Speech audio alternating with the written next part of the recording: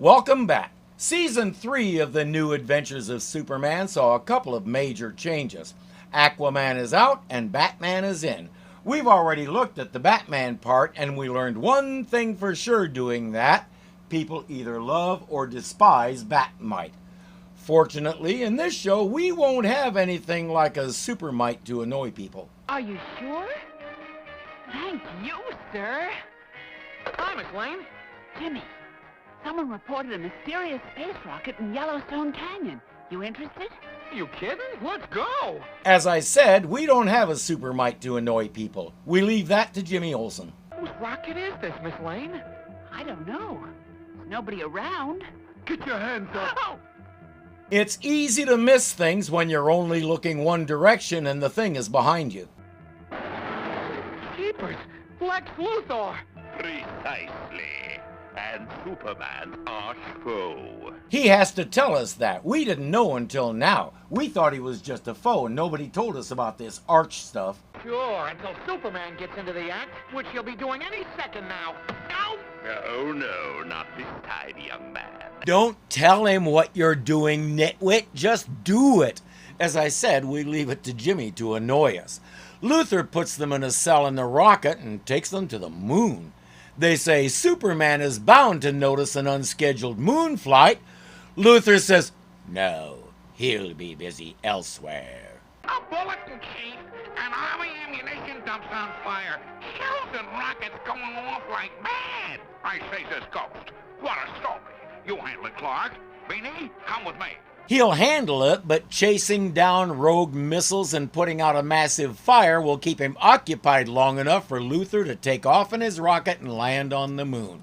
Now, the rockets and spacecraft that the world had at the time took about 3 days to reach the moon, but Luthor didn't feel like waiting 3 days. He wanted to get there now. So he did. I wouldn't try to escape if I were you. Remember, there is no air on the moon. Hey, if you want to escape, it's easy. All you gotta do is raise this steel door. It only weighs 600 pounds. Well, that could be a challenge, and there's no convenient lever around to help lift it. Luthor has set up his giant laser cannon. You are a little turd. Okay, Luthor, I got this laser gun aimed right at the North Pole. Ah, good Kinky. Turn it on.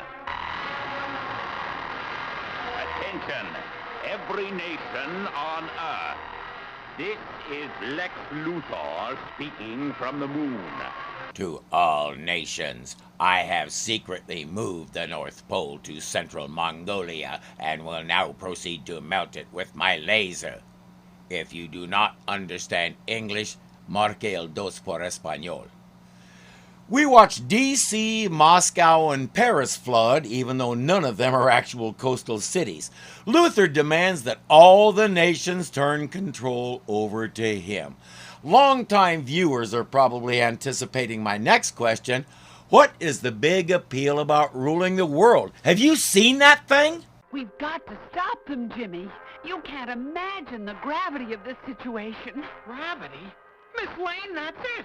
Gravity on the moon is only 1/6 that of Earth. So? This 600-pound door. Here on the moon, it weighs only 100 pounds. We can lift it. I'm surprised Luthor didn't think of that, but he probably put Binky in charge of building it and didn't pay too much attention. As one might suspect, there are a couple of spare spacesuits nearby, so they are heading out to find a way to destroy the laser. Superman has discovered the flooded cities and traced the problem to the North Pole. He makes some adjustments to some glaciers to stop the heavy water flow coming out of them, and then investigates the big laser beam that's causing it. Help me push this boulder off. Gravity on the moon is only 1/6 that of Earth, so even a little fella like him should be able to do it himself. Luthor, watch out!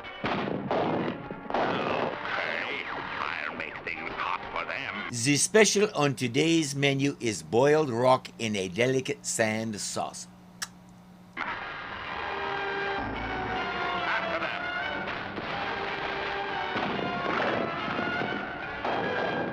Jeepers, this is a deep, deep crater. Oh, dear.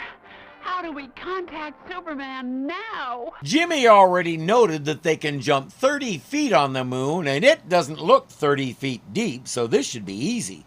Great guns. That's Luthor going after Lois and Jimmy. Let's get to them fast.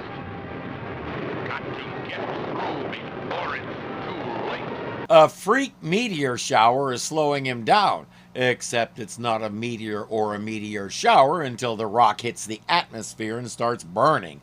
Out in space, we call it a meteoroid.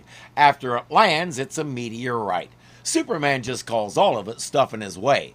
And going around it is against the rules. There are strict stay-in-your-lane laws in space. Most people don't know that. The nations of the Earth will never surrender to you. I never expected them to. My threat is merely part of a super plan to eliminate the Man of Steel. You two have served my purpose well, but now I have no further need of you. These two will stand there and fret about how he's about to fire that laser at them while simultaneously doing nothing to get out of the way. Will Superman reach his friends in time? Don't miss the exciting conclusion coming up next. That's the other big innovation this season. Two-part stories. It's a brilliant move because with a longer story, we can fill in all the plot holes that nosy people like me keep finding in the previous season's material.